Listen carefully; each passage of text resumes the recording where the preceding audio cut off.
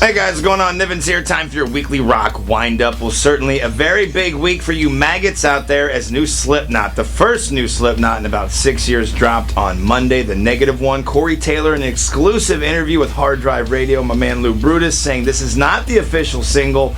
That'll be coming in a few weeks, and that one, The Devil and I, will be a little more melodic, which makes you wonder if that means it's going to be a little more stone sour. As for when the new album will drop, of course, the one feature that will not have Joey Jordison on drums, and of course the first one since Paul Gray's passing, more towards when Knotfest will take place in the middle end of October. But there was a lot of chatter this week as to who was actually playing on drums.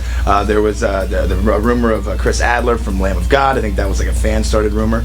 I wonder if maybe this is just some leftover tracks from Joey from his playing days with Slipknot that they just swung in there. Either way, Corey would not comment on that because he said that's really not that. All that will come about in due time. Right now, though, it's just about giving the fans what they've been waiting for patiently, and that was a new track on Monday. And speaking of new stuff this week, on Tuesday, of course, we got new Godsmack, 1,000 horsepower, and coincidentally enough, we also got a new single from 6am. I don't think this is a coincidence. I think Nikki honestly planned this for their new track, Gotta Get It Right, which we spun a couple times, not too raving reviews. Sounds a lot like Queen, and given the fact that the new album will be called Modern Vintage, this could be the route that 6am's going.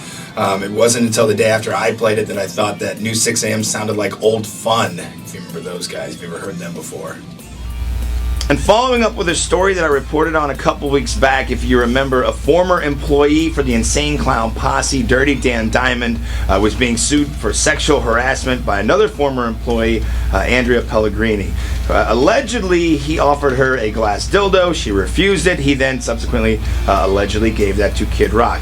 Kid was then subpoenaed to present forth said glass dildo.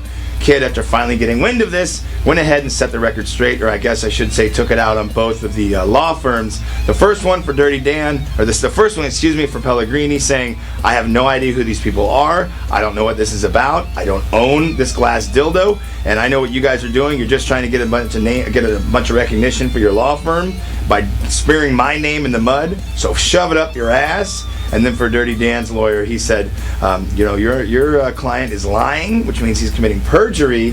So until I'm proven otherwise, your guy's full of shit.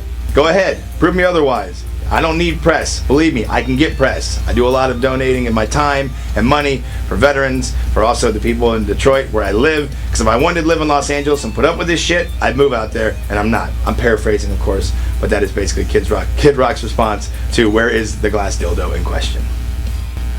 Moving along to a story that I hope more bands will pay attention to.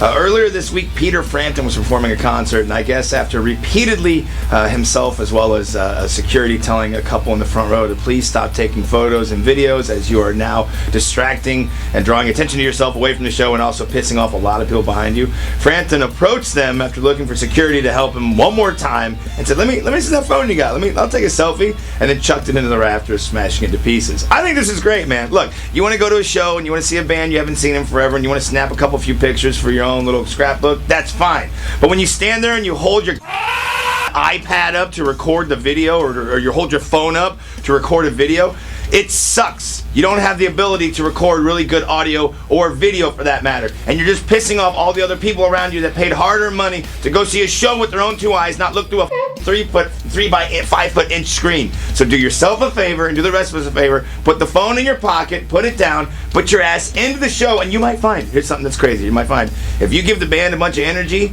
they'll give it back to you. It's a give and exchange sort of thing right there, give and take sort of deal. And then people walk out of there going, wow, that was a great show. Not, yeah, I got some really cool footage, I think. You look like a dick, you're just showing off because you went to a show, and no one gives a shit you went to Miley Cyrus Bangers, okay? Enjoy the show, please. Put the phones down. And closing out your weekly rock wind-up with, I'm sure, a story that you guys knew would be coming, and that was 8 seconds of awesome audio dropped this morning from the Foo Fighters camp. They're going to make a big announcement on Monday. I'm looking forward to hearing that announcement when I come back from Omaha. My girlfriend and I are going to roll up there with Jackson from the country station and his girlfriend as well, because we're going to go check out breweries. 8 of them, to be exact, with a free beer waiting for us inside of each location. What could go wrong? it'll be a nice little weekend vacation for all of you that know this, and for those that have sent off their warm wishes and condolences. Thank you very much. My girlfriend and I had to put down her almost 14-year-old red-nosed pit bull baby girl this week. It was a very bittersweet situation because she's had a great life, but for those of you that have ever had to put your animals down, you know, it's like the thing you can have happen with owning a pet. So it'd be nice to get out of town with some friends and just hang out. But again, thank you very much to all of you for the kind wishes. Have a great weekend. Talk to you when I'm back. Peace. My nose hair like that. There's a few great We should have a contest and see how much nose hair you can pluck out in one sitting. Get some.